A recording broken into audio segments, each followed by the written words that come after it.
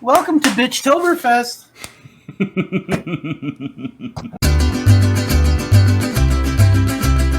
Hello, everybody, and welcome. These are my crazy eyes. I am Bud Robinson.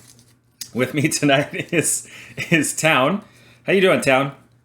Oh, I'm good. I'm glad Leon's not here because we're going to bitch about stuff. Leon no está aquí. We told him to take a personal day because... We did not, but there's two things about Leon you got to know. One, he loves CM Punk, and CM Punk can do no wrong. And two, he fucking hates MJF. Guess what we're going to do tonight? It's going to be a fun one.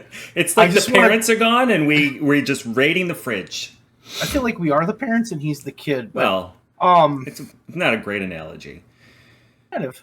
I want to talk about Dynamite. Okay. Some people obviously weren't there because they went to Bray's funeral. We got to talk about Bray too. What a fucking waste. You know? Really unfortunate. He was such a creative, unique guy, and he was such a fun guy to watch. Except we didn't enjoy him for a period of it because that company ruined him so bad. I've never seen a guy with more wasted talent. I would have loved to have seen what they could have done with him. Not to mention, I mean, you look at all the tributes that they put up on their website. Good guy, just a good guy. They're all glowing, but like you look back at his runs, and his runs largely got the legs cut out from him. Like Leon says it constantly, the rug got pulled out from him time and time and time again, and it's sad because like he's such a creative guy. He's such a like he understands the business, but he loves the business too. Like loved. Like yeah. It's weird because he was gone for so long, and when I knew he had health problems, and they said he was dead. It didn't feel that surprising to me, which I know sounds weird, but I was just like, "Oh, Bray's dead." But then I really thought about it. I was like, "Wait, what the fuck? He's dead?" So it was really unfortunate, sad, because I feel like he had so much more to give, and he's 36. Yeah, just. It seemed sudden. From what I was reading, he was recovering on the way to recovery. Yeah, well, he went to the doctor and they gave him some kind of test, and they said you need to wear this thing just in case you have cardiac arrest. Mm-hmm. And he left it in his car and took a nap and then died. That's essentially what happened. So, those things happen, and you never fucking know. You never know. I mean, you just never know. Unfortunate. It's really sad. I'm not like I've never proclaimed to be the biggest fan of Bray Wyatt, but that's not to say like he just wasn't my thing. But he was an amazing talent. He never got that chance to be what he could have been. And because, like Leon said, they kept pulling the rug out from underneath him. Something that occurred to me while I was watching All In is that he kind of he's the guy that came up with like the cinematic match. Or at the very least, he's the guy that like perfected it. Like he's the guy who did it more than anybody, and they were all pretty well received. His in-ring work, like from a basic standpoint of wrestling, pretty poor. Just wasn't a good. Was very passable. Was very solid, but his character work and his presentation and his understanding of psychology was like bar none.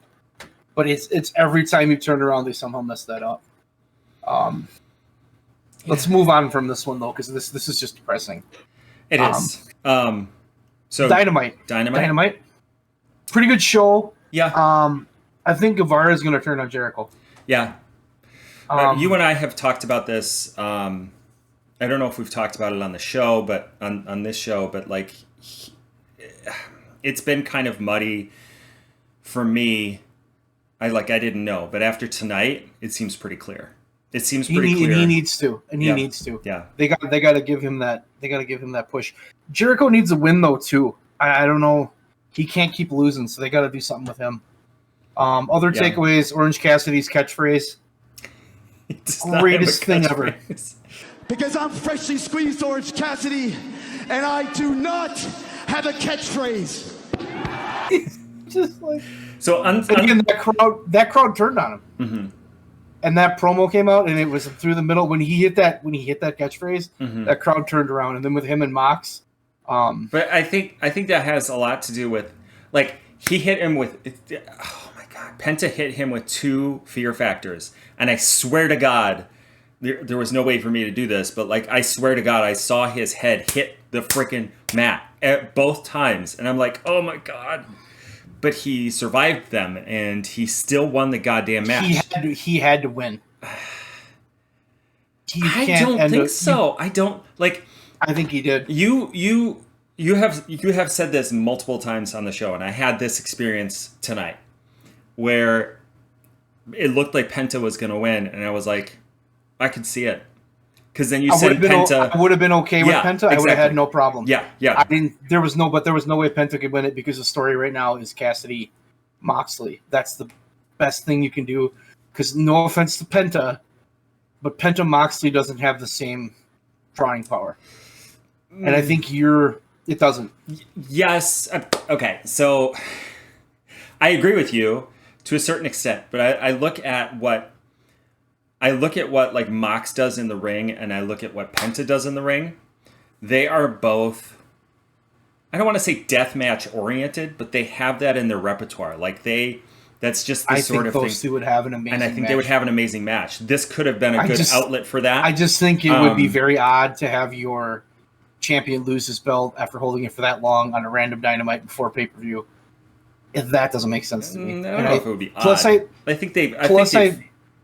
Go ahead. Plus, I think that you have a chance here to fucking make Orange Cassidy. Yeah. This is the moment. You're right. Like if you're gonna do it, this is the moment, and he doesn't even have to win this match. Yeah. I initially I said there's no way Mox is gonna win that international champion. But what if he does? Mm-hmm. What if he holds it for a couple months? What if Orange goes away and then comes back? You know what I mean? I think that's what we need right now. He needs that little break we talked about. Not to mention, like Mox will do wonders for that title. Not that Orange hasn't, not that Pac hasn't. But Mox will, just because of the star power, he'll pick it up a level. I agree with you, 100%. And because of like just the way that he works, like it's both. Mox is a great worker. Mm-hmm. We were gonna win no matter what. I think that might be the main event. Good Lord. They booked an entire fucking card in one night. I mean, save for 2 matches. They had Powerhouse and Miro already booked, and they had, I don't remember what the other one was. They're going to do the same thing on Collision. I was shocked at how many matches, like how many Dynamite matches got signed. Because I would have thought, like, a lot of Collision crew wasn't at All In. Like, a lot of the people who were at All In are on All Out. We should go over All In quick. Sure. Yeah. We're not going to talk about the first match of the pay-per-view. We'll talk about that later. Okay. Because that's going to be a whole thing. Yeah. The ROH tag titles, I kind of figured they were going to do it. Mm-hmm. The second match was the tag team title match. Holy shit, were those guys... They could fight every week, and I don't think I'd care. Because every match is different. They're just so good. It's true. Yeah. After that was... Yeah, because I can't remember what was third. I think it was the triple threat. Or not the triple threat, the 6-way. The 3 versus 3. Where Takeshita got the pin. Over... Which was wild. Great. Interesting. Great. Yeah. I think Takeshita loses Saturday. You were right that he needs to get a win because he... that was a good match. This card, and I think I said this to you, this felt like WrestleMania to me, but this felt like WrestleMania done right. Like it wasn't fucked up. It wasn't like anything like that. I talk with my hands so much I gotta fix my camera. But it was. I don't know what that was. There we go. This card was like so perfectly WrestleMania, but better. Because it wasn't like fucky. There was no fuckery in this show. Right. What was after the 3 versus 3? Did you comment on Hook versus Jack Perry? Great match. I did not, but great match. It was quick. It was quicker than I expected it to be. 8.5 minutes. I thought that they were gonna like the Better Than You BayBay versus Aussie Open, that being quick makes a whole lot of sense to me. Because you have those two guys, they're not going to put on a short match at the end of the night. They're just not. Yeah. So, like, it made sense for that to be quick. Hook versus Jack Perry, I would have thought was bigger, longer, just because of the story that's behind it. I feel there's more. I feel there's more to do with it. Oh, absolutely. I think they're going to do more with it. Mm-hmm. But it was a good match. After the 3 versus 3 was FTR versus the Young Bucks. Defeated the Young Bucks to retain. We talked about that one. We did? Talked about that. That was good. Yeah, I just said it was like the greatest match ever. Okay. And they could fight every week. Listen, pay attention. I didn't know. I thought you were talking about the... I didn't have the card up, so I didn't know which match you were talking about. I thought you were talking about Better Than You, BayBay versus Aussie Open. But not paying attention. That's not what I was kicked in the head about. a lot of times today. That's not true. Eddie Kingston versus... Have you talked about Eddie Kingston and Penta and the Best Friends? Okay. Wild. That was a wild Defeating match. Blackpool Combat Club and Santana and Ortiz. It was fun. Mm-hmm. Again, I enjoyed the way that... I enjoyed Shivani yelling, "It's Sue!" That was great. But again, Anyway. if you look at the ending of that match with Orange Cassidy pinning Claudio, there's a reason they're telling the story. And they've done a really good job with it. They have done such a good job building Orange Cassidy. And they've done it with other guys. They've done it with Hook. They've done it with Jungle Boy. I think they're going to do it with Sammy Guevara. Like, we're 5 years in, so we're starting to see some of these guys that we initially saw really start to get their wheels dug in. Yeah. Now, I'm not saying like Orange Cassidy should be the world champion and like hold it for 2 years. That's not what I'm saying. But he could easily main event a pay-per-view. You know, and be a good opponent for MJF maybe. What was after that? This match was just fun. The glass in the hand. And it was brutal. Like, and seeing Eddie Kingston... But it wasn't like the other ones were always so... They had like a goofiness to them. Yes, yeah. This did not have a goofiness. This was just, we're fucking killing everybody. It was. It really was. When Moxley had the fork and he just looks at Orange Cassidy, Orange Cassidy's like, oh shit. Then he just starts stabbing him in the fucking head. I'm like, yeah, that's... Jesus Christ. That's what they need to do. And they do. Yeah. The best friends needed that win. Because I think the best friends are... If they got enough momentum, they could easily be tag team champions, and they could have a hell of a run. And I think that would be great. And like we talked about, Blackpool Combat Club, whatever, it doesn't matter. They're back tonight. They're doing their thing. Yeah, they don't need the win. And Santana and Ortiz, as I recall, just kind of like, I don't know where they were when the pin actually happened, but like they didn't really suffer from that, I don't think. I would love to see those two Saturday or Sunday, whatever the pay-per-view is. Sunday, yeah. Just fucking jump FTR. Yeah. Let's just have a feud. Yeah. Let's have a freaking blood feud, because that would be really good. Because I just want them to do something. Because those guys are so good, but it's like we've had a lot of false starts with them, but we've never actually got to the or top. The Best Friends. I think that a feud like that would benefit them and the Best Friends, like between those two teams. I think would be good. I just like I love Eddie, and I very much enjoyed the fact that he was like the leader of the team. I know right now that MJF is the guy. Yeah. But if you pushed Eddie Kingston just a little tiny bit, he would be the fucking guy. Because I feel like that's what they're trying. Nobody boos Eddie Kingston. Nobody dislikes Eddie Kingston. I get it that he's a little rough around the edges. I get it he's a little wild. He doesn't necessarily have the like superstar look. But that's why people love him, I think. That's why people love him. I think that's why people love him. He's so good on the microphone, and his in-ring work is like, it's sloppy, but it's not sloppy. It's like violent. It's intentionally sloppy. Yes. I think. Yes. You never know, but I don't think when I see him doing stuff, I think like when I see Jeff Hardy, for example, doing his shtick, I'm like, ooh, like his timing's off or whatever. But like Eddie, it really is, yeah. Eddie, I think, has such a sound like foundation in the ring that a lot of his like sloppier stuff just reads as more realistic Yes. I don't know if that's the right word, but no, it looks good. Hardy Boys.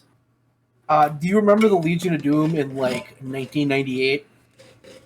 When all of a sudden they were here and then the bottom fell out? Yeah. And no one gave a shit? That's the Hardy Boys. Unfortunately, I think you're they're done. They're just, and that's fine. But the nostalgia's gone. They're not what they were. They're done. They're done. Yeah. It's just, and Matt's done and Jeff's done. And Matt, even when Matt does his other stuff and does his other characters, which are fine, he's just kind of, he's not even a mid-carder. He's like a lower mid-carder now. That's kind of where they are. Yeah. So, and they're great to have around because they have so much experience, but they're just not there. Next match. And maybe they just need to be producers. Saraya defeated Toni Storm, Hikaru Shida, and Britt Baker. Super bummed that Saraya lost, or not Saraya, that Shida. Hikaru Shida lost so quickly, because she held it for so long. I was messaging Leon during this match because we watched it live. Mm-hmm. And we both, who did I pick to win? I can't remember. I might have picked Saraya. I think I did pick Saraya. Yeah, you did. Yeah, and he picked Storm. I picked Shida. But here's the thing: when those entrants happened, and you saw the crowd respond, Saraya had to win. Like there was no way they were hamming it up. Like they certainly were, and not for a bad it wasn't just a one-off. Like they weren't just messing around here. Like they were clearly setting up a story between Saraya and Toni Storm, which is great. They did a good job, I love that. That'll be a good feud. But you want a moment, like you talk about a WrestleMania moment. This was an all-in moment. Oh yes. Her winning with her family and being like, "Shit, I couldn't wrestle. I'm the fucking champion. I just won in front of 80,000 people." That was it was fantastic. Now, they didn't give them enough time. I agree with you. Mm-hmm. They got like 8 minutes, and I thought it was rushed. Mm-hmm. But the ending didn't matter. And sometimes when you get the right ending, it doesn't matter. That's like WrestleMania 3 with Hogan and Andre. Terrible. Mm-hmm. But it had the right ending. Now, I know you're right. I'm not going to disagree with you. Yeah. That match was way too fucking short. Well, it was way too fucking short. The conversation we had about this was not on this show. So I'll just fill it. But I think it was way too fucking short. And the fact that they only had one women's match on a card that had 81,000 people is just bullshit. Like I don't know. Chris was not on there. I don't know how I feel about having they're going to run these pay-per-views back to back next year. Oh my god, fucking. And I'm just like, what they've essentially done is they had like their A pay-per-view and then they're having their B pay-per-view. That's essentially what we're doing. Yeah, except it's not, because like a lot of the guys that were at All In are going to be at All Out. You know what I mean? But some of the people that weren't there, I don't know what the hell they're doing. I don't know that I like it, but talk to me next week and ask me if I like it. Yes, because I'm gonna watch. Yeah, I'm gonna watch, and it could be fantastic. Yeah.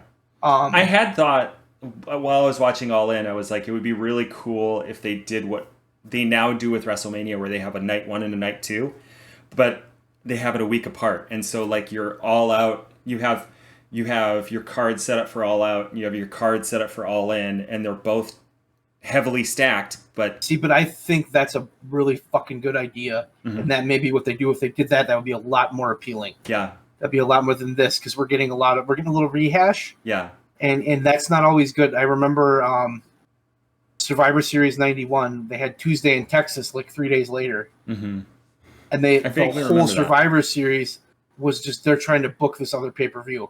Mm-hmm. Well, if you get Tuesday in Texas, you'll see this, and it's like, what? Then why the fuck am I paying for this? Right, so you got to avoid that. But yeah. I agree with you. This match was too short. They could have done a lot more, but I think the focus for them was just on this is a fucking moment you're not going to forget, and it was. And it really was. Maybe it was short because of Saraya. Like maybe Saraya didn't think she could go much longer than that. I don't know. Like I don't know what the backstage situation is. That if she can't go more than 8 minutes, you shouldn't give her the belt. Just okay, like. But I get what you're saying. I'm sure they just could. They gave Punk the belt twice. Just saying.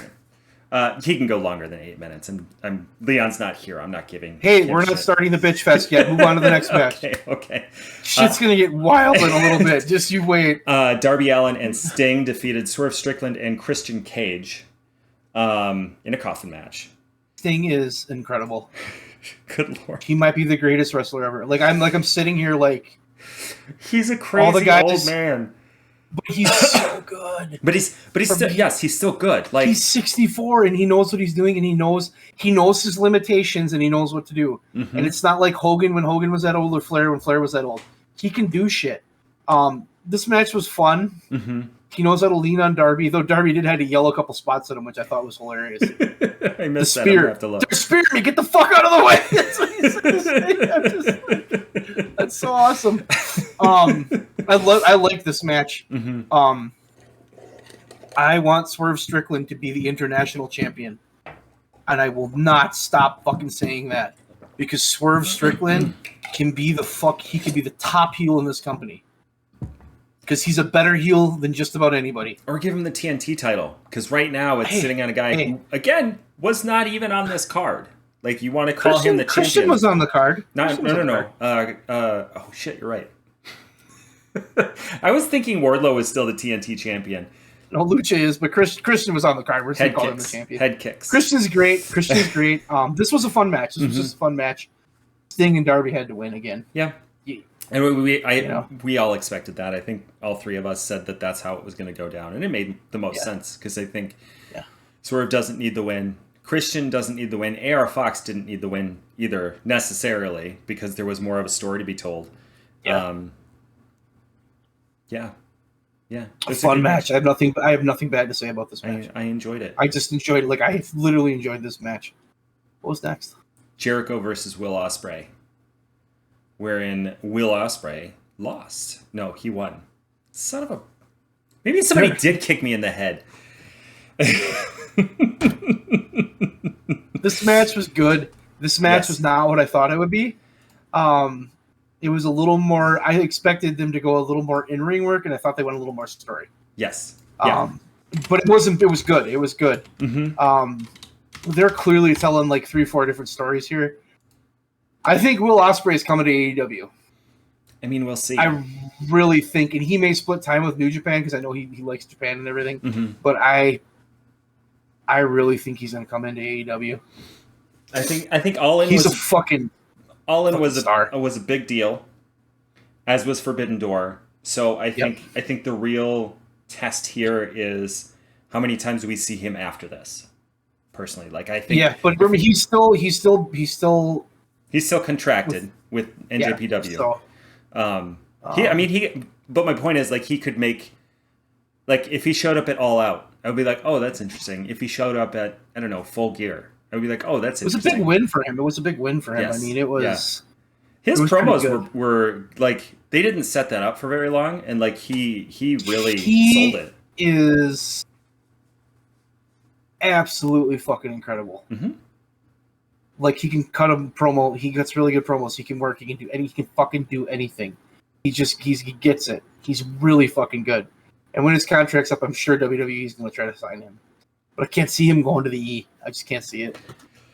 Yeah, I don't know. Like, if he was like 6'8" and like 300 pounds and couldn't move, then they'd sign him and he'd want to go there. They'd make him the champion. Him and Braun Strowman could slap around each other's titties. Titties make people happy. What can I say?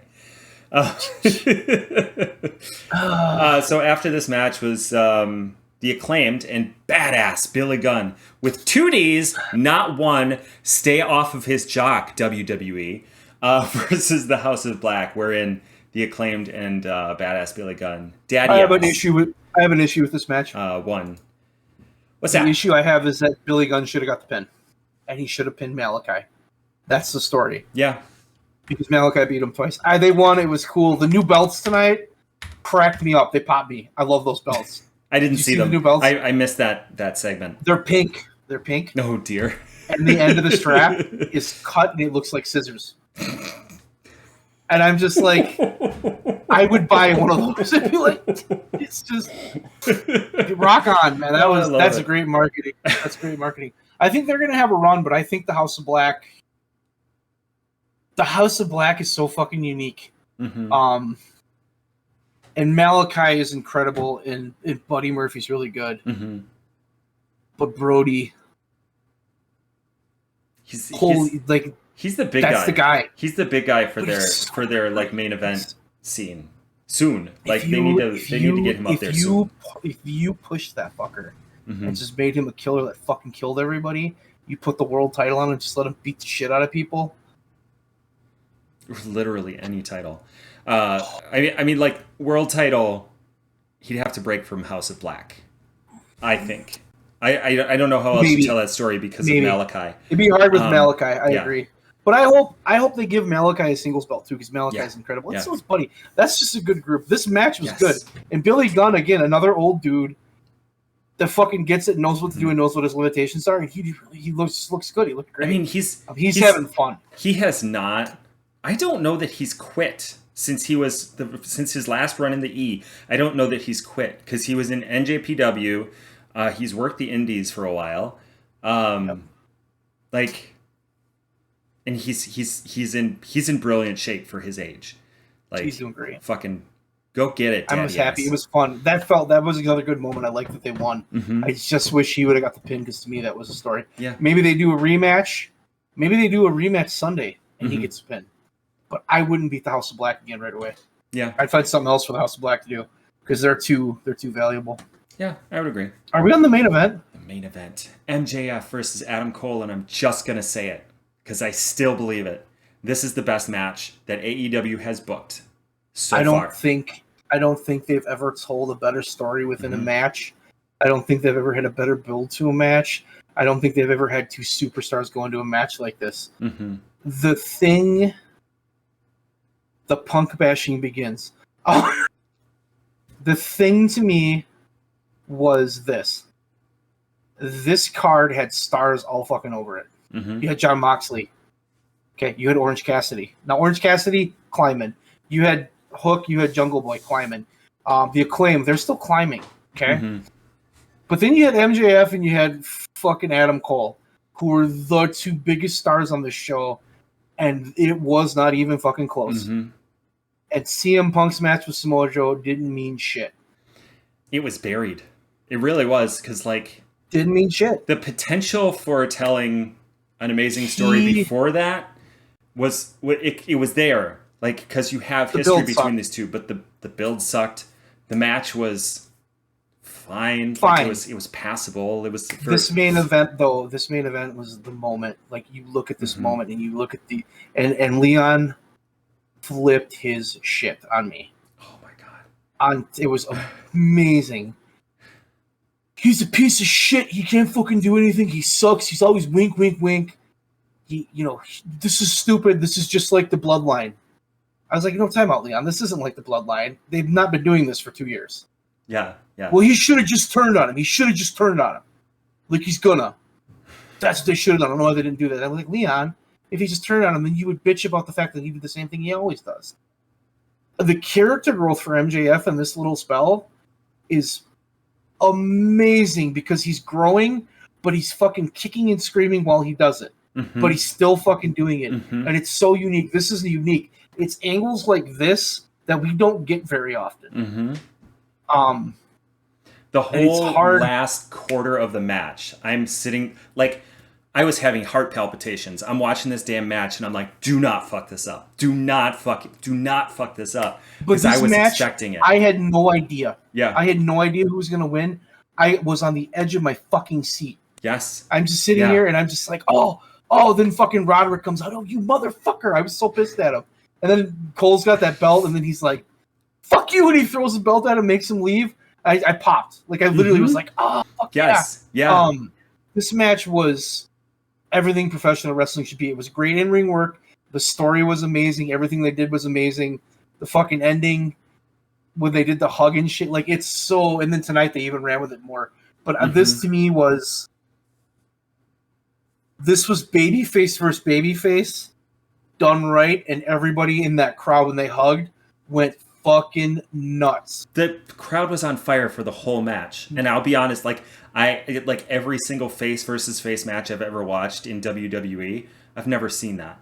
They start so slow, and but they're more about spots. This wasn't about like I got to get my spot in. This was a little different. This was fucking amazing. Absolutely loved the fact that both of them were cheap fighters. Like they have always been cheap fighters. They did not get rid of that. And they understood that about each other, that if I hit you in the nuts, it's just a match. Like, and we could tell that. We could tell that in the match. And I just love the fact that happened, that they kept the characters as they were. The spot with the chair.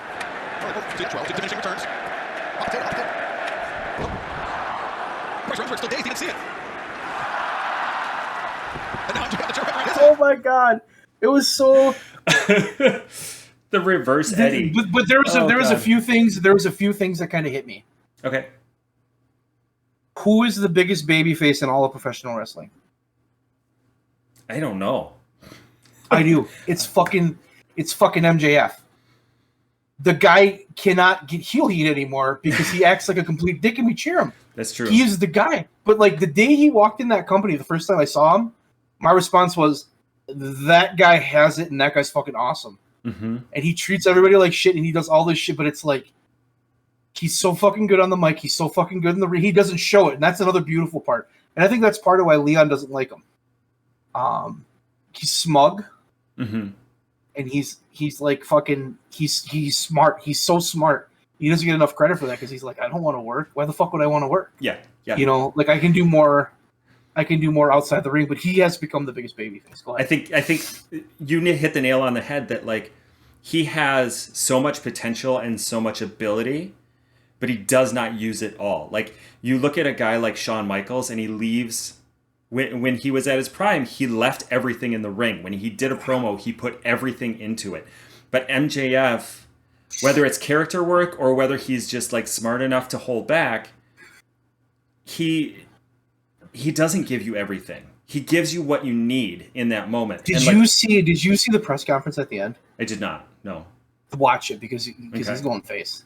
And there's like things like he's like, these fans are cheering for me. I hate them, but it's not that bad. I'm starting to like it. He's like, then he had a promo, but then he also, you know, because he's in character 24/7. Yeah.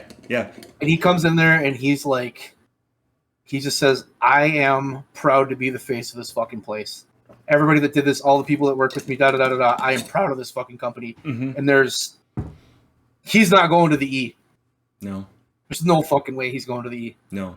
He won't do it. He'll use it as a gimmick, but he's not going to go. I think you're right.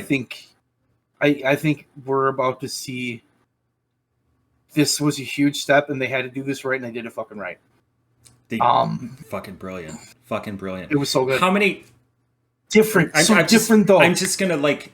We've said this thousands of times, and even just in this podcast, we've said it thousands of times. But like, how many times have you seen a face versus face match in WWE, or let's just say WWE, that like worked as well as this? How many times have you seen an odd couple pairing that worked as well as this? How many times have you seen two guys being douchebags to each other? Every odd couple pairing that WWE did had the same course. Yeah, and it was really the same did. length. It never. It was just let's pull that one out of the textbook and run it. This is totally. And I don't think they're gonna end this soon. I think I think this is one of those where they're just gonna stay friends. They have staying power because well they do. They're the best. They're the best like duo since DX. And I don't mind saying that. They have a lot in common with DX, and I think. And I'm not talking like 2000. I'm not talking 2007 DX. I'm talking 97, 98 DX with Shawn and Hunter. That initial one. They're just as good, if not a little better. I mean, we spent so long since the Attitude Era, really. Like you and I, and Leon too, that like the edginess and the like reality and like it's got to be like rough and like these guys hate each other and they're gonna turn and like there's this hatred between these guys and like they flipped it on their like Adam and Max have flipped it on their ear that like it doesn't have to be that way. I don't know if that's the case. I think the issue that I've had with WWE has been compelling stories because the biggest issue has when Cena got hot, it was Monster comes in, beats up John Cena, no chance, John Cena pulls it off, John Cena win. Same thing. Yeah. This is not that. They haven't done that at all. They've told some really good stories. But I think if we're going to sit here and we're going to look at these title reigns for AEW, this is the best one. It's not close. And Kenny Omega was awesome. And John Moxley was fucking amazing. Hangman's was kind of shit. But they've had some... Jericho's wasn't bad. Yeah. But this is the one where it's like, okay, we're starting to shoot off into the fucking stratosphere. You say your thing, and then let's go over like a little bit of a current events, like what's happened. He just needs to go away. Sorry, Matt. So he's not making Collision a good show. He's not doing anything positive there. He's a complete fucking cancer. And you go with current events. Go ahead. I know him too. So he shows up in London. He doesn't get the car doesn't come and pick him up. He's expecting a good car, so he's very heated about that. He gets on a train. But you know he leaked that. He's buddy that with one at all. But he gets so fucking mad at the Bucks and Omega for doing the same thing. Yes. Do as I say, not as I do. Yes. So he gets on a train, comes to All In, and he gets in a confrontation with Jack Perry, because Jack Perry did this bit with the car, and CM Punk had said, I don't know, a month before or whatever, that you can't do it with real glass. You got to use sugar glass. He used real glass, and Jack Perry called him on it, which not a great look for Jack Perry, but like there's another caveat to that, because he went to Dynamite for Saturday, and he wanted to run the angle on Wednesday. He wanted to run it on Saturday, and he had a plan. He was like, hey, I'm going to use real glass. I want to make it look good, so I'm going to have a week off. Mm-hmm. And everybody at Dynamite, Tony Khan's like, yeah, cool, go ahead. Then he gets to Collision, and CM Punk says, you're not doing that. We don't do that here. So if I'm Jack Perry, my responsibility is going to be, well, who the fuck are you to tell me that I can't do it? CM Punk. So, yeah, that's essentially that was the start of that. That's all fair. It's still not a great look for him to confront CM Punk on screen. But to be fair, CM Punk has done the exact same thing for much longer. He got a fine for the Hangman comment. He got a fine. For which one? The second one? You know, the one after the show where he said Hangman, all the Hangman things, he can't sell anything. That's fair. Like, that's reasonable. So I know.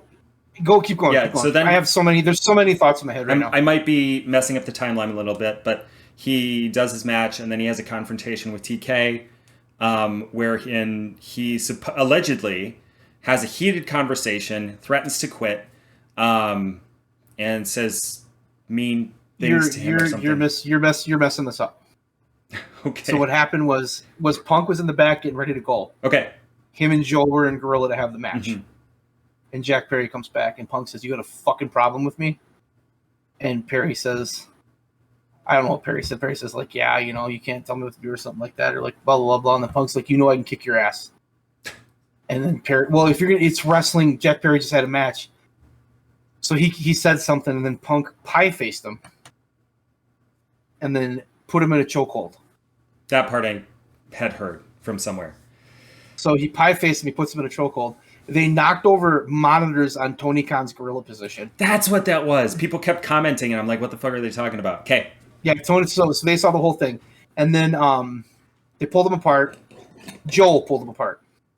Of course. And then they separated them. Punk went into his locker room and said, fuck this, I'm not wrestling, I quit. And they're about to go live on the pay-per-view. So the pay-per-view was delayed for a start. So Tony Khan, they scrambled somebody to the tag team match to tell the Young Bucks and those guys, FTR, can you wrestle? And they're like, no, we're not ready. We're getting ready still. We're not ready. So like, shit. So they went and they got the 6-man tag. And they're like, can you guys go out first? And Omega was kind of the one that said, okay, we're not ready, but we'll go if you need us to go. Mm-hmm. So, and then Joe was furious, and he went and talked to Punk, got him to go to the ring. And if you watch that entrance for Punk, he just looks pissed. Yeah. And he's having a little bit of a temper tantrum. So if you go back to Brawl Out, they walk in that room, they're having an argument. Punk starts throwing fists. Mm-hmm. Okay. And the Elite they didn't really do anything. And they kind of ate shit for that. And now here we are a year later, and Punk's being a fucking baby. And Punk created a huge problem, and he goes to his locker room, doesn't want to do what he's supposed to do. And they lean on the Elite, and the Elite's trying to do the right thing. And the Elite is just like, fine, yeah. So if I'm Kenny Omega, and if I'm Hangman Adam Page, and if I'm the Young Bucks, I don't want to work with this fucking guy.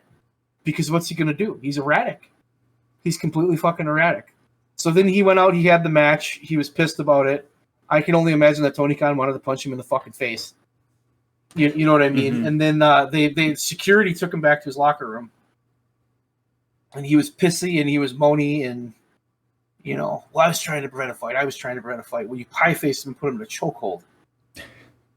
You started it. That's the opposite you also started running your mouth. Granted, he did say something, but he's got like this macho thing going on where he's got to be like I'm the leader, I'm this and that, and that's not how you do it. The other issue that I really take with this, especially with the glass thing and telling people that's not how we do it, these are young guys that are coming up. And the biggest complaint CM Punk always had in WWE was, you don't fucking know, your pulse isn't on, you don't have the pulse of wrestling fans, you're old, blah, blah, blah, you don't tell me what to do. You're doing the same fucking thing, and you're completely out of touch. It's just like, go to WWE, give them a fucking problem. Go there and fucking do your shit. They don't fucking need CM Punk. They do not need CM Punk. I agree with that. He's not worth the headache anymore. I agree with that. Can I really piss you off? Because I can really piss you off right now. I got something to tell you that's really going to piss you off. Go ahead. Do you know? So Punk and Jungle Boy are suspended. Yeah. The main event for this Saturday or Sunday was supposed to be CM Punk against Ricky Starks. So now Ricky Starks isn't getting his main event. So he fucked over Jungle Boy. He fucked over Joe. He fucked over the Elite. He fucked over FTR. He fucked over the Bucks. I mean, he fucked over Tony Khan too, because like a big selling point for All Out last year was that, hey, Punk is going to be in Chicago doing his shit. Like, it was a great match. He did what he did, but it was Chicago, so like it's a big deal. And then now he doesn't get to do that anymore. So Tony Khan's like, well, fuck, how do I sell this pay-per-view? Not that he really needs to, but like, but how do you sell? Like, what goes on last? He has made great strides to make sure that CM Punk is on in Chicago and that he's like a centerpiece of the shows that are in Chicago. They can't do that anymore because he's suspended. So like, and that's not to say like All Outs in the past have also been in Chicago and they've done really well. Like, they can do it without CM Punk. I think I'm sorry, I'm sort of stepping on your thing here. I'm almost done. No, just go. It's great. I love it. The thing is, like, we've reached a point, and I think All In was the breaking point where like we can actually see that when you have a guy like CM Punk going on with an amazing athlete in Samoa Joe, and it is not really as big of a deal as Adam Cole versus MJF, and not to mention the fact that those two matches are incredible.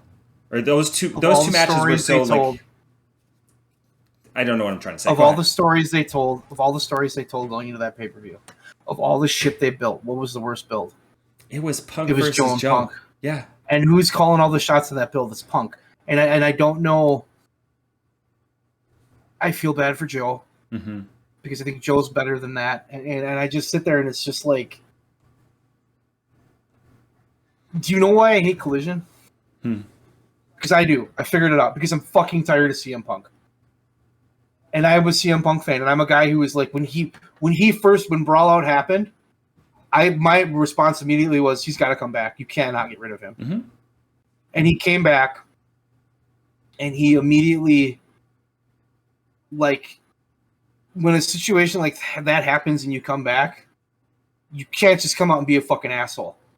You know what I mean? And he came out and he was an asshole. He took shots. He did all this shit. It's just like, okay, we're trying to root for you, but you're coming across as a dick. Are you trying to turn heel or are you trying to turn face? and then it doesn't even matter anymore because he's just an asshole. He's just an asshole, and he's an amazing worker who's done some amazing things. It's time for him to go away.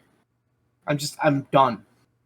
I don't want to watch Collision. Like, I don't have any interest in watching Collision. I fucking love Dynamite. Do you know why I love Dynamite? Because it's a good show, because they tell good stories, because there's no bullshit. Do you know why I hate Collision? Because it's his bullshit. He's so up his own fucking ass, and he thinks everything he does is amazing. That fucker has a huge ego.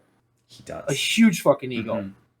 And he's earned it. He's fucking earned it. He did some amazing things. He did some amazing things in 2011. It's 2023.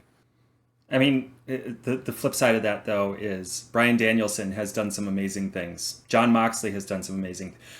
They never stop. Motherfucking Jericho has done some amazing things. I'm not going to say that. You know I'm not going to stand here and say that Jericho has no ego. He has an ego, but he also cares about the young talent. Like, he's working with them. Jon Moxley, Bryan Danielson, like, that's their thing. But every young talent that's worked with CM Punk, who has he helped? I mean, I think there's been.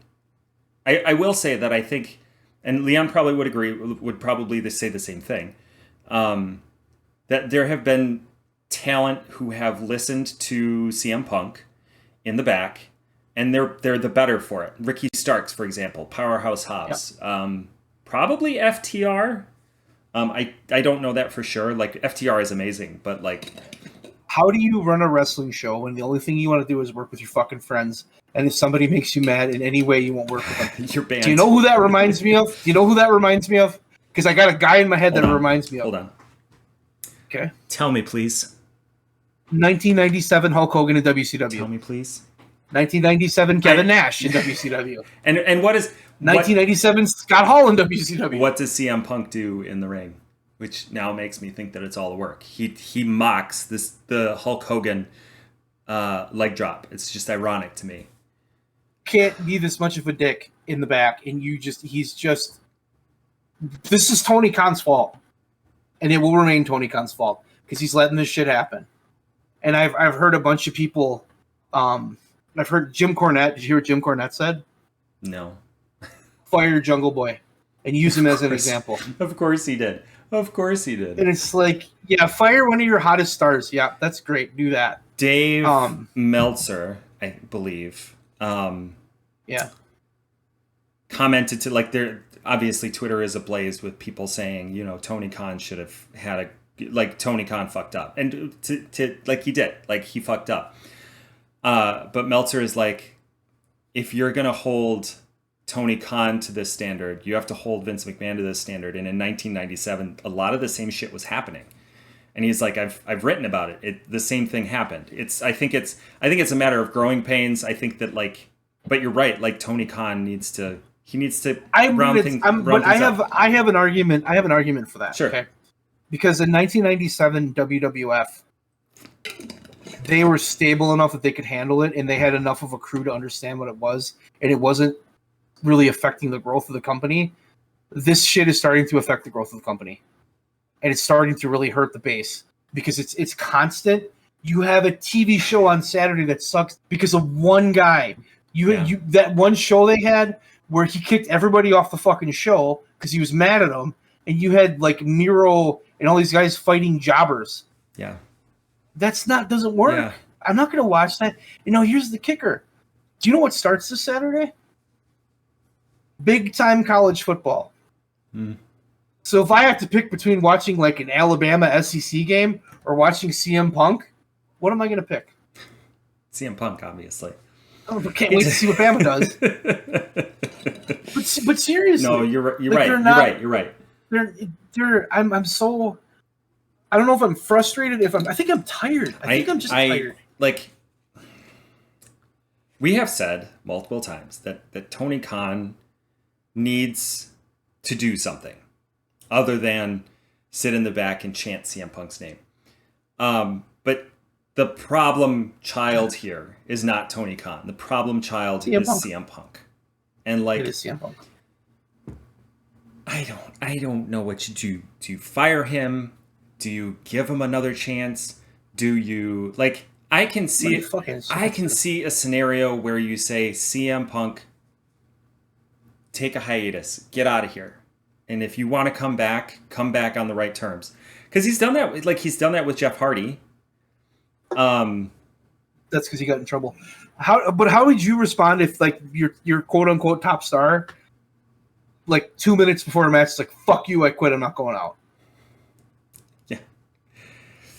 I don't know. He could have fucked that whole, like he did kind of fuck that whole pay-per-view, but just I'm not gonna lie to you, I forgot about this pay-per-view. I didn't know it started that early. Yeah. So I got in like a quarter of the way through this match. Instead of watching this match, I watched the Cole MJF ROH title match, and then I watched Hook and Jungle Boy, and then I kind of fast forward through Joe and watched the end because I just didn't care. Yeah, I just didn't like. Oh, there was only one match I didn't care about, and it was Punk's match. And I don't know, and I'm not. I wasn't bitter at him for Brawl Out because I understand what happened and I understand how it went there, and I don't think he was totally off base. I think a lot of shit went down, and I think he was like, "Fuck it, I'm not going to sit here and take the shit." And I get that. Like, I respect that. Did he go about it the way I would have done it? No, because it's just you can't just go right to that. But when he comes back and he's like more political and doing more shit, and everything he's doing in the build-up, in the ring, it's just flat. Everything is fucking flat. I love the feel of the show, but the guy you're focusing around is just like... not as interesting. No, it's not interesting. He can't hold a fucking candle to MJF. He can't hold a candle to Michael Cole. Not Michael Cole. Yeah, Michael Cole. Adam Cole. Michael Cole either. I love Michael Cole. He's good. We shit on him too much. I like Michael Cole. But like, we have all this shit going on, and it's just like, there's so many people that I want to see do stuff. You know, what about like, let's focus the show on fucking Powerhouse Hobbs. Let's have him have a feud with Malachi Black and see what the fuck happens. Or there's so many guys. Miro. FTR. Or, you know, like you have a lot of these guys. Or the Bullet Club. Like, Bullet Club has really grown sort of in spite of CM Punk. Like, yeah, they have. But we have this one guy who's dragging this show down. And he is. And I think a lot of fans are looking at it the same way. I think there's a huge sect, and that's what I'm starting to learn, is there's like professional wrestling fans that don't give a shit. If WWE was watchable, I'd fucking watch it. And when they do something good, I give them all the credit in the world. And they've done some good shit. Over the past 2 years, they've been better than they were with Vince. Mm-hmm. Okay? But like for Punk just doesn't have it. But these WWE clinger honors are so and I love Leon. But he's so far up CM Punk's ass, I can't even deal with it. And he hates the Young Bucks. He hates the Young Bucks. He hates Kenny. He hates Hangman. He's got a million issues with him. He hates MJF. He doesn't really like Adam Cole. He just likes Punk, and he's a little more in that WWE style. He likes Miro. He likes Joe. He likes Punk. He likes all the guys that came over from WWE. And the difference between Leon and myself, you don't count because you're completely different. Oh, thank you. You completely fell out of the sport. Yeah. And I brought you back. Ironically, because of Punk. Yeah. Yeah. Because you gotta watch. Punk's coming back. I could not stomach anything WWE was doing. Mm-hmm. And I wanted so bad to watch professional wrestling, and AEW pops up, and I'm just like, fuck. Jericho's there. This guy's there. I watched the first show. Moxley shows up. And I'm sitting there like, they got some people. They got some stars. And I watched that first show, and I remember talking to Leon about it. He's like, I just don't know who these guys are, and they're so small, I just don't care. Okay.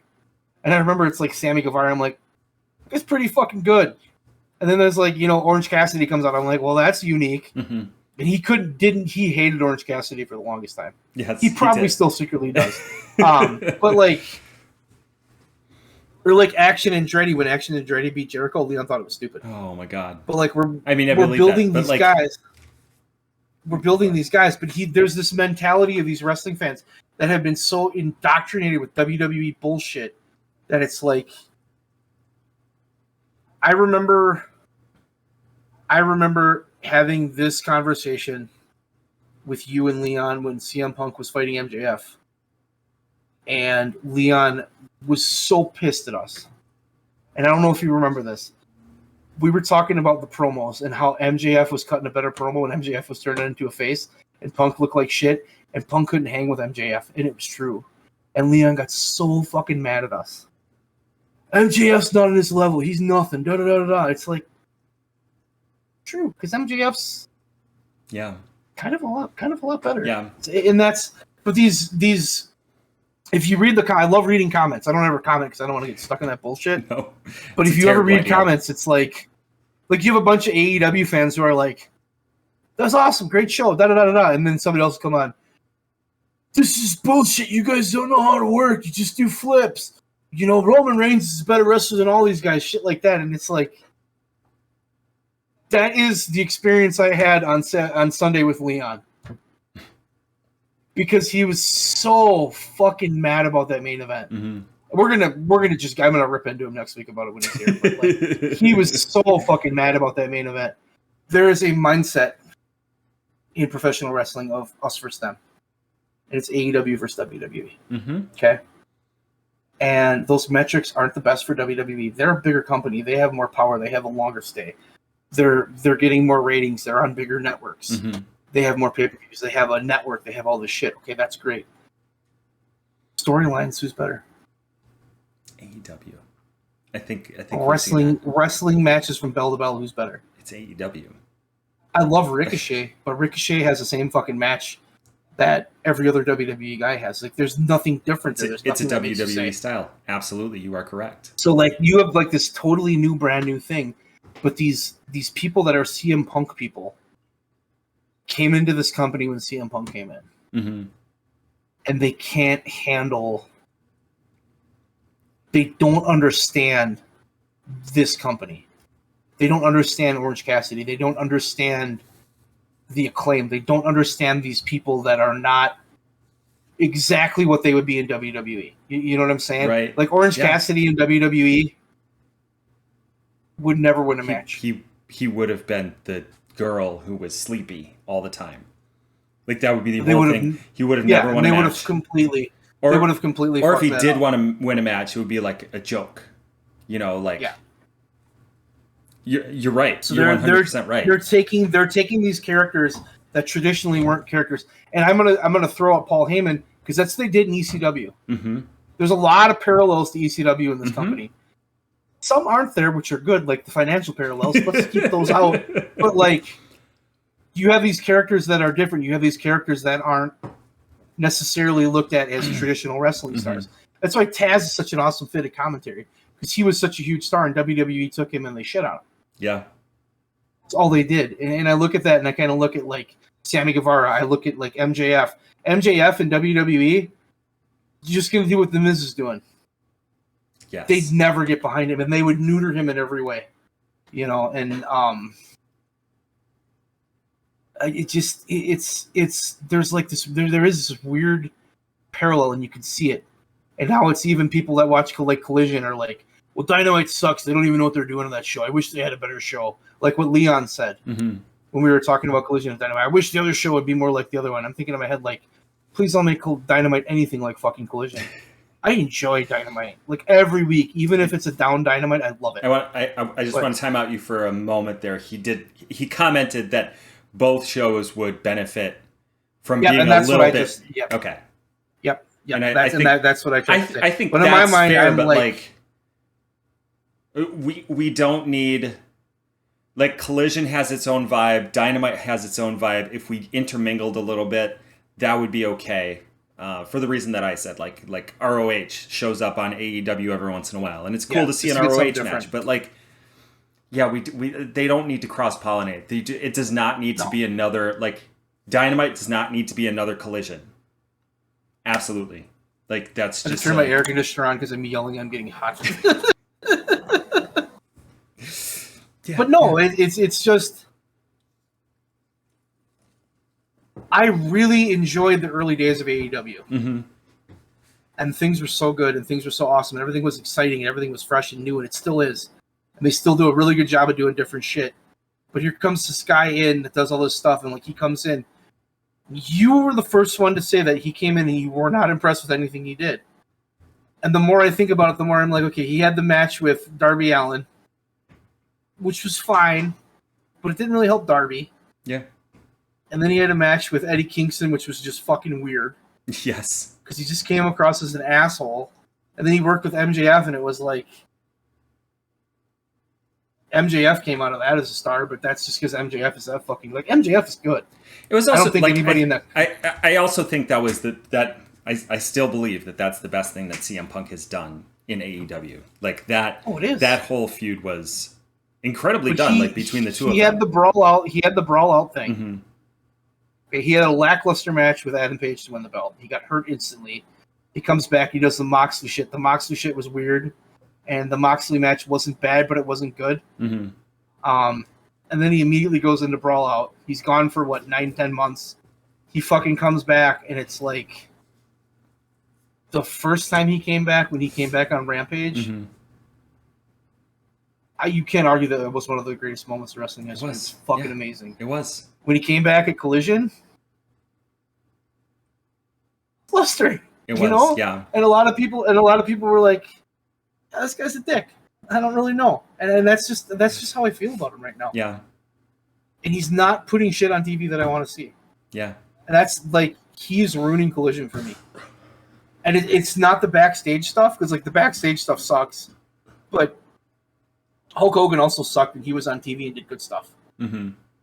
Like he was running rampant in 97, 98, 96, 97, 98, even 95, even 94, 93, 92, 91, kind of back to like 85. Yeah. But like Hogan was doing it, but Hogan in the NWO, they kind of did some good shit. Yeah. I'm not seeing that. Like it's not here. If you bring him back and you turn him full blown heel, fine. But it's like, who's he going to work with? And I don't really want to see him fucking work with anybody. I just don't have an interest in him, right? Like none. Mm-hmm. Mm-hmm. None. And you're just nodding your head because you're like, yep. Yeah. Because you felt this way probably longer than I have. I look at like, yeah. I don't really have anything else to add because everything you're saying is true. And like, I want to see what he is capable of. I really do. Because CM Punk in WWE was amazing. And I think that he could do some really amazing things in AEW. But he's, to borrow a phrase from him, he's tripping on his own dick. Or stepping on his own dick, I think is his phrase. Constantly. Because he's just like the thing starting right fights now, if I'm and drama and like... One of the beautiful things about wrestling is when you have a young guy that comes up, has new ideas, you work with him, you kind of help him get over it. Mm-hmm. If I'm a young guy and I'm working with Punk, I'm not going to tell him a fucking thing. Yes. He's handpicking the people. He's handpicking the people he likes, mm-hmm. and everybody else he's shitting on. So who the fuck wants to work Collision? Everybody wants to work Dynamite. I don't blame him. Yeah. It's just like you've been a pain in the ass nonstop since Brawl Out, even before. Mm-hmm. When he came back from that foot injury, he was instantly a pain in the ass. And it never stopped. It started with that Hangman comment, and it's just never stopped. And he's, those guys kind of agreed to do their own thing and not talk, and just da-da-da-da, we're going to get along, we're just going to survive. And he immediately comes out and takes a shot at the Bucks. He takes a shot at Hangman. It's like, what the fuck are you doing? And if you're trying to work a feud, fine. But in my mind, if I have this big fight and I know these guys are pissed at me, mm-hmm. shouldn't we sit down and have a conversation and be like, hey, look, shit got heated. I'm sorry. Let's fucking talk. Let's work this through. Let's try to make this happen. But for him, it's like he's got that Vince McMahon mentality of if it's real, it's going to be even better. I mean, to his credit, he's been trying to sit down with the Bucks and Page. But you don't start a program before you've actually made amends with those people. And he's trying to push that program, and he's trying to like just just give them space, just like fucking. And I said it last week. I'll say it again. Like, ask them when they say no. That's it. Like, let it be. Kids can do that. It's funny because you look at like Shawn Michaels and Bret Hart and how fucking unbelievably much they hated each other. Yeah. This has surpassed that. This has surpassed it. They can't even be in the same fucking area. You know, and it's just like... I might disagree with you on that. I don't know. I'm not backstage, but I feel like the Bucks are okay with being in the same area. They don't like it, but they'll be professional. Same with Omega. Same with well, maybe not Hangman, but like I don't think Hangman, because he's a bit more like, I don't know, outspoken about Punk. Well, he keeps taking shots at Hangman. He does for no fucking reason. Yeah. And like Hangman is doing the right thing. He's just like, hey, I'm gonna do my thing. I'm gonna do my own shit. Fuck you. Mm-hmm. Like, I'm not getting involved in your shit because you're a fucking asshole. And I don't blame him. And I think that's how they look at it. Like, why would you want to work with an asshole? There's no fucking reason to work with an asshole. No reason. But it's just, I don't know. It's tiring. And we've talked about him on this show in a negative way for so fucking long. It's like a theme. It's like a theme. Ever since Brawl Out, we bring him up. Leon's not here to defend him. At least once or twice a month. At least. Well, Leon blamed the Elite for everything. And they should be fired. It's like, well, no, they shouldn't be fired either. They didn't do anything. They got punched in the face and got hit with a chair and bit. You know, like... And then the head of talent relations can't go to Collision. Yeah. Because CM Punk won't let him. To me, that's like, who the fuck are you to make that call in this company? And also, like, again, why is Tony Khan letting that happen? Why? Like, I think... He's a CM Punk mark. And that's fine. But at some point, you have to say, this is a business, and you're fucking up our business. And also, I think All In is kind of... All In, is a turning point in a lot of ways. The second All In, of course. In that you have this guy who you've been big on, CM Punk, and he's not even, like, if we're being super objective, even, like, his match was not even the top... Irrelevant. Is not even the top 5 or top 10 of the matches that night. Irrelevant. Yeah. Like, it was a fine match, and I think... Literally a piss break. Literally a piss break. I'm not even kidding. That's the only match I didn't watch, and I don't give a fuck. I just don't get... Like, I can't... I don't know what it is, but it's just... It's not... And it's not the backstage shit that's getting me. It's more of the... You come out here and you act like you're so amazing and you do all this incredible shit and you're so much better than everybody else, and your shit sucks. It's just not good. Mm-hmm. His shit it feels dated, and it just doesn't work. Another struggle for a lot of people is we grew up in the Attitude Era. Okay, we grew up at the invention of the internet, and there was a lot of tongue-in-cheek shit in the Attitude Era. Mm-hmm. And these guys that are here now have seen this all, and the shit they're watching is that. What are we going to do? Yeah. Because if you and I and Leon were on TV right now in place of those guys, I guarantee you we'd be doing the same shit. I mean, I would. So would I. Like, fuck yeah. That's all DX did. But if you tell them, like, well, that's a DX. No, they didn't. Their stuff was actually funny. It's like, dude, MJF's fucking hilarious. MJF and Adam Cole is DX. Like, modern era, it's reworked. It's much better. But they're DX. Like, I'm sorry, you can't... You stand by that next week when he comes back, because I'm going to say that. I'm going to say MJF and Cole are better than DX, the original DX. And he's going to fucking have an aneurysm, but you have to agree with me. Because you're not wrong. It's just... No. I think...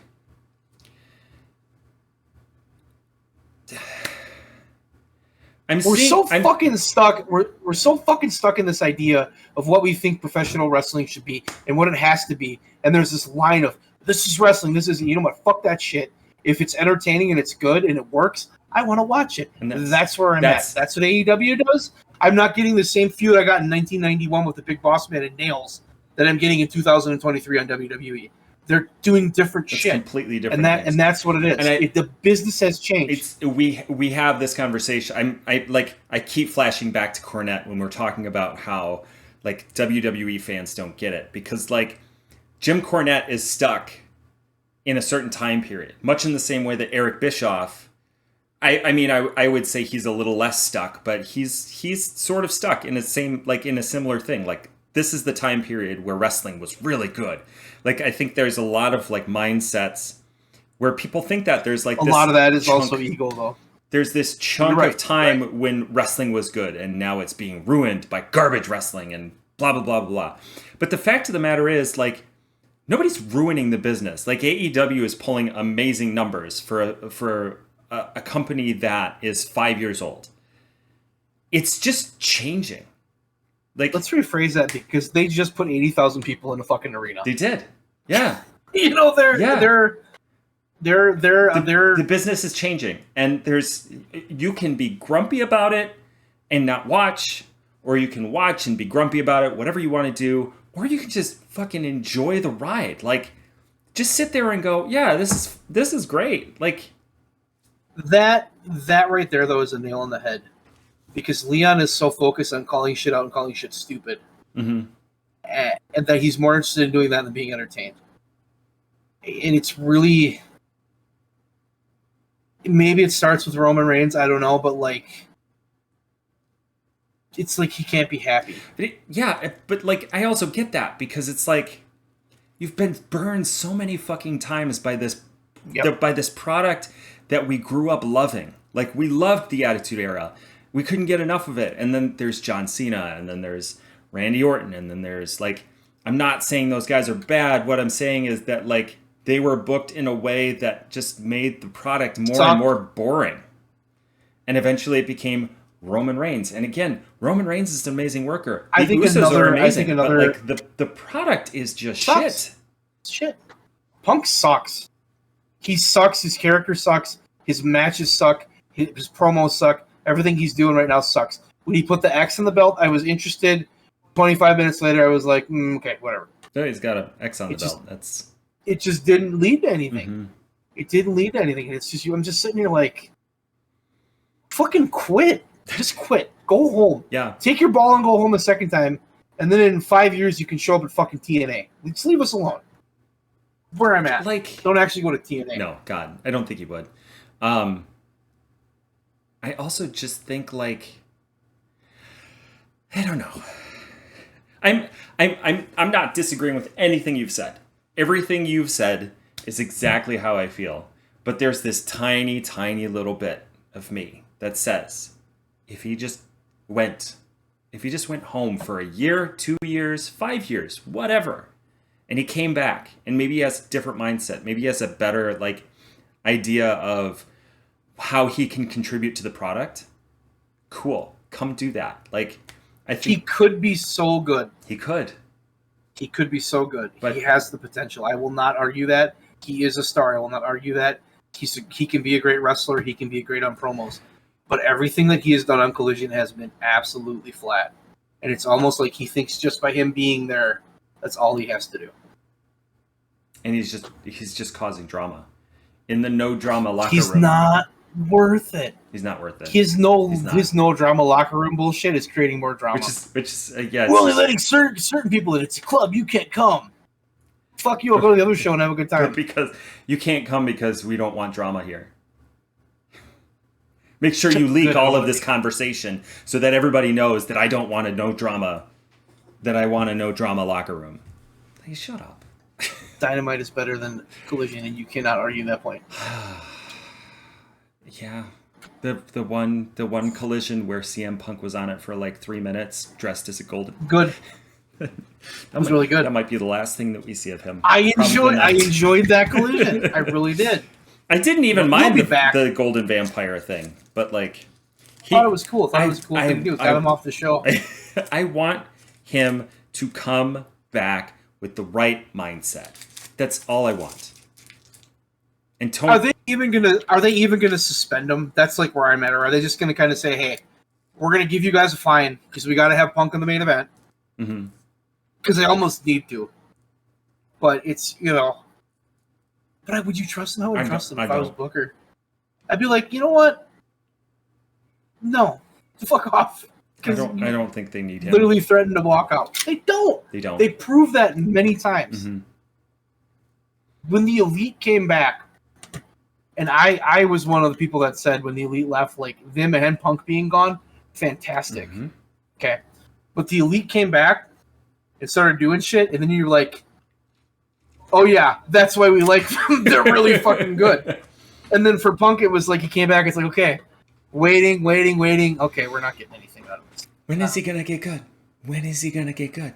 When is he gonna get good? It's not that his wrestling's bad. No. Or it's not that his promos are bad. They're not he bad. Knows what he's doing. It's just the stories are just not there. Talk. His stories are just they're flat. They're flat. You've said it 100 times on this podcast. They're flat. Everything is flat. Mm-hmm. It's just not, and he's not worth the fucking headache. He's not worth the fucking headache. The title of this better be Bud in Town Hates CM Punk. He's not worth the fucking headache. He's not. He's just. But how is he? There's no fucking way. Yeah. It's just like, I'd have to beg him to go out there. Come on, you piece of shit. What are you doing? Fuck you for thinking you're that important. They could have just pulled that match from the card. Nobody would have gave a shit. Nobody would have gave a shit. The women's match would have had another 13 minutes that they could have gone. 14, sorry. Can we go back in time and make that happen? Yeah, go home. Get the fuck out of here, Punk. Just go home. Fine, go. I don't know if he's not motivated or what, because he's so capable of doing shit. Mm-hmm. And some of the early stuff he did was like right on the cusp of being really good. Mm-hmm. But now it's like just. It was really promising, for sure. Like him and Kingston in the ring, by all standards, should be amazing. God, what a fucking weird match that was. But it was weird. I just like the one thing that I will comment is Eddie Kingston has a lot of these same problems, that he doesn't like people, that he would rather not work with them. But he does. But you know what the difference is? He does. That's the difference. And he's professional about it. He doesn't walk around the back. He doesn't walk around the back like a dickbag. He gets over it and he deals with it. And like him and Claudio have buried the hatchet and shit. So like all that good stuff is going on. And I think Kingston is a passionate son of a bitch. Mm-hmm. And I look at Punk and I'm like, I don't think you're passionate. You're just cranky. You're cranky. You're cranky. You're cranky. You have a big fucking ego. Mm-hmm. And you want to feel important. And it has to just kill him when he looks at the ratings and Dynamite beats Collision every fucking week. You know, that has to kill him because the Bucks are over there and he's mad at them and he's pissy about everybody. It's just like, come on, dude.